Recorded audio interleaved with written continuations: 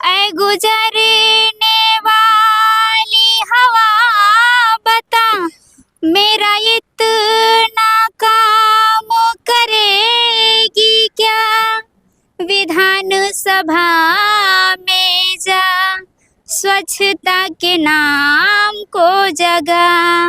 विधान सभा में जा, स्वच्छता के नाम को जगा। माननीय मुख्यमंत्री जी, आदरणीय प्रधानमंत्री जी, स्वच्छता की बात को सुने, इस संघर्ष को सुने, हमें न्याय मिले, हमें न्याय मिले। नमस्कार, आप देख रहे हैं एक भारत वंचितों की आवाज और आपके साथ मैं हूं राम बाबू गौतम।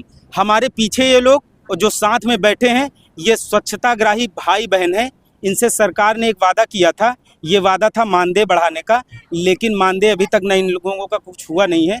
कमेटी बनाने के लिए बात कही गई थी, लेकिन वो कमेटी कहाँ पर है कुछ नहीं पता है। नीतू कुमारी एक हैं, ये नीतू कुमारी स्वच्छताग्राही बहन है हमारी, मऊ से आई हैं, मऊ के घोसी ब्लॉक से। घोसी से है ना आप? तो जब इनका स्वच्छताग्राही में चयन हुआ था तो इनको जिले में सुपरस्टार बना दिया गया।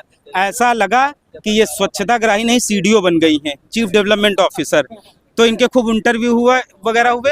तो इन लोगों के जो आंकड़े हैं, सरकार ढिंडोरा पीटती है कि हमने जो है लोगों को रोजगार दे दिया, लेकिन दूर के ढोल सुहावने वाली बात है, रोजगार के नाम पर ये लोग बस दर दर की ठोकरें खा रहे हैं। सम्मानजनक मानदेय नहीं मिल रहा है। मुझसे ज़्यादा आज हमारी बहन ये नीतू बताएंगे, इनके साथ इनकी जो पीड़ा समस्या है सरकार तक पहुंचाएंगी। नीतू जी बताइए अपनी समस्या और अपनी पीड़ा सरकार तक कैसे पहुंचा रही हैं? सर, सबसे पहले तो मैं ये बता देना चाहती हूँ कि मैं घोसी ब्लॉक, नीतू कुमारी नाम है, मैं मऊ जिले से बिलोंग करती हूँ। आप आराम से बोलिए, कोई बात नहीं। हाँ, आप बोलिए।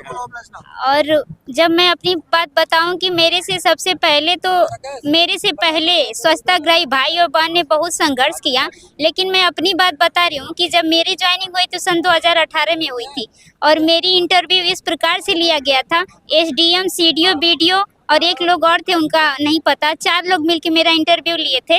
उन्होंने पूछा कि आपने ग्रेजुएशन, आपकी पढ़ाई शिक्षा क्या है? मैंने कहा मैंने बीएड किया है।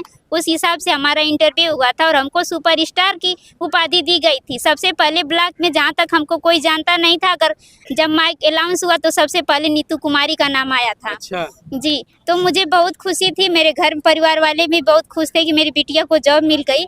लेकिन कुछ पल के लिए खुशी थी, ये खुशी ज्यादा दिन तक टिकी नहीं, हम लोग की खुशियाँ हमसे छीन गई। जब स्वच्छताग्राही बनाया गया तब दिवाली मनाई गई, लेकिन अब दिवाला निकल गया। निकल गया और हम लोग रोड पे आ गए, भूखमरी के कगार पे आ गए सर। एक पैसे खाने पीने को नहीं रह गया। ये खुशियाँ सिर्फ कुछ ही दिनों की थी। अच्छा नीतू, ये बताइए महीने में आप लगभग कितना वेतन आप लोगों को मिल जाता है? वैसे 230 रुपए के हिसाब से करीब 7,000 6,900 बनता है, लेकिन मिलता कितना है? मेरी ड्यूटी सर, मेरे घोसी ब्लॉक ग्राम कार्य साथ में लगा था, लेकिन हमको सिर्फ 1500 ही रुपए मिले। जितना हमने ड्यूटी किया उसमें से मतलब एडीओ पंचायत बराबर काम भी आप लोगों को जी हमेशा काम देते थे। हम लोग रोज प्रतिदिन जाके गांव में जाना, आप जानते हैं कि फील्ड वर्क कितना मुश्किल होता है। घर घर जाकर लोगों को जागरूक करना, प्रेरित करना, समझाना, आप लोग समझ सकते हैं। अच्छा, इनको स्वच्छताग्राही सुपरस्टार इसलिए बना दिया गया था, एक तो युवा है, दूसरा लड़की है। सरकार ने बोला इनको अधिकारियों ने स्वच्छताग्राही सुपरस्टार बना दो। उस समय स्वच्छ भारत मिशन अभियान जो है वो चल रहा था। स्वच्छ भारत मिशन अभियान जो है वो चल ही रहा था कि युवाओं से काम लेना था। गांव गांव जाकर इन लोगों ने खूब लोगों को जागरूक किया, खुले में शौच न करो, हाथ धुल के खाना खाओ, स्वच्छता फैलाओ। अब स्वच्छ भारत मिशन अभियान सफल हो गया है। सरकार ने विज्ञापन में खूब करोड़ों अरबों रुपए खर्च किया, लेकिन जिन्होंने काम किया वो दर दर की ठोकरें खा रहे हैं। Yes sir. और हम तो जितना हम संघर्ष किए, सन 2018 से सन 2024 आ गया, जब तक मैंने संघर्ष किया, ड्यूटी किया, सिर्फ मात्र मुझे 1500 रुपए मिले। उसके अलावा मुझे कोई पैसा भी नहीं मिला। अब सर गांव घर से ताने मिलते हैं कि बहुत बड़ा कलेक्टर बनत रहलू, अब तो नौकरियां निकल गए। अच्छा। ऐसे गाँव से ताने मिलते हैं सर। आप समझ सकते हैं हमारी भावनाओं को, हमारी पीड़ा को, हमारे दर्द को। इस कड़ाके की ठंड में आज मैं यहाँ आई हूँ तो अपने हक और अधिकार तो नीतू अकेले आई है कि घर में आपके घर से कोई आया है? कोई नहीं आया है। मैं स्वच्छताग्राही भाई बहनों के साथ आई हूँ। हमारे घर से कोई आया नहीं गार्जियन। आप समझ सकते हैं कि घर पे घर वाले चिंतित होंगे कि मैं किस परिस्थिति में हूँ। यहाँ ना कुछ खाने को है ना पीने को है। यहाँ हम लोग फील्ड में क्या खाएंगे क्या पिएंगे, आप समझ सकते हैं हमारी भावनाएं, हमारी पीड़ा को।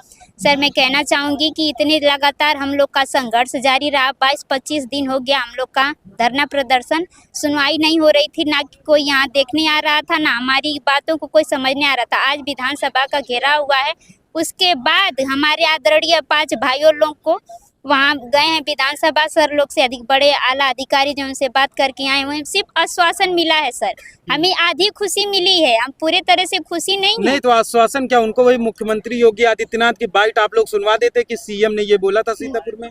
जी बस सुनवाई लिया गया, बात को समझा गया, लेकिन सिर्फ आश्वासन मिला है, कोई लिखित प्रमाण पत्र नहीं मिला है। एक कान से सुन के दूसरे कान से निकाल लिया। कहा गया है कि संभवतः 5 तारीख तक कुछ फाइनल हो जाएगा, लिखित प्रमाण पत्र मिल जाएगा। सर लिखित प्रमाण पत्र हम लोग के मऊ जिले में भेजा जाए तभी तो हम लोग धैर्य से दृढ़ संकल्प करके जाएंगे कि हाँ हम लोग जीत हासिल करके आ रहे हैं। अपने जिले पे मुंह से कही हुई बातें उतना नहीं, जो हम लोग को लिखित, अब तो सर्टिफिकेट प्रमाण पत्र मांगा जाता है कि सबूत दिखाइए, क्या तुम्हारे पास सबूत है कोई? तो सर वो हम लोग को लिखित प्रमाण पत्र चाहिए जो हमारे जिले में, हमारे ब्लॉक में जाए कि हम लोग को दिल को, मतलब आप यहाँ से चौड़े से जाएं, यहाँ से कोई शासनादेश बढ़िया आदेश जारी, जिससे आप लोग बढ़िया हंसी खुशी जाएं और लोगों को बता सके कि ये देखिए हम लोग अब स्वच्छताग्राही हैं, बढ़िया सम्मानजनक पैसा मिल रहा है। जी मैं आपको बता दूं कि गुजरात में पीएम मोदी जी सबका स्वागत किए थे। मैं घोसी ब्लॉक से छाट कर गई थी कि मैं स्मार्ट, गुजरात में आपका स्वागत किया गया था। मैं अपने घोसी ब्लॉक से एक छाट कर गई थी गुजरात में, और घोसी ब्लॉक से एक और लड़की थी अर्चना जो यहाँ उपस्थित नहीं है फिलहाल में, और सबसे मुझे सुपरस्टार की उपाधि दी गई। मैं पहले ही फेमस हो गई। हाँ, और आज मैं कहाँ हूँ? रोड पे हूँ, यहाँ जमीन पे बैठी हूँ, दर दर की ठोकरें खा रही हूँ। आज कोई पहचानने वाला नहीं है। मैं माननीय मुख्यमंत्री जी से गीत के माध्यम से अपना संदेश भेजना चाहूँगी, और आदरणीय प्रधानमंत्री जी से गीत के माध्यम से अपना संदेश भेजना चाहूँगी।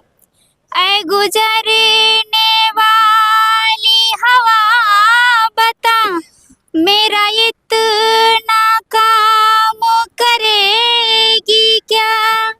विधान सभा में जा, स्वच्छता के नाम को जगा।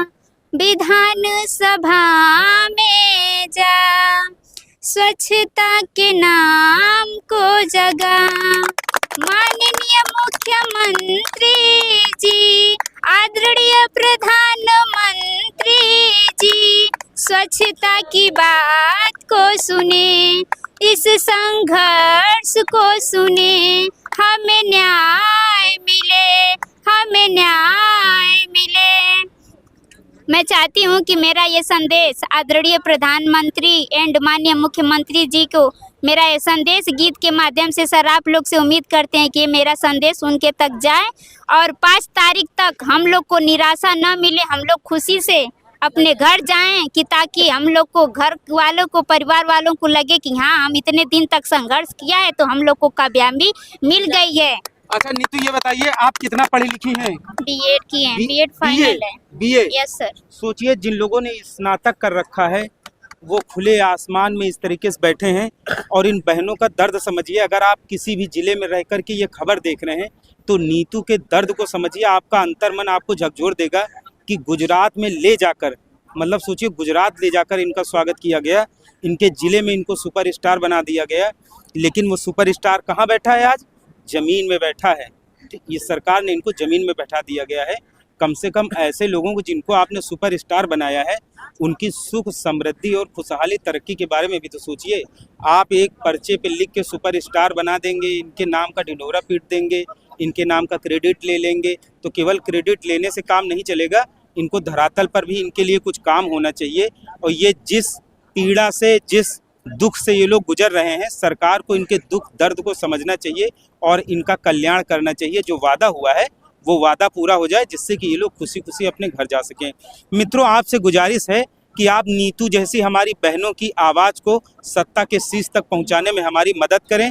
एक भारत चैनल को शेयर और सब्सक्राइब जरूर करते रहें, जिससे कि शोषितों, पीड़ितों, वंचितों की आवाज़ को सत्ता तक पहुंचाया जा सके। धन्यवाद।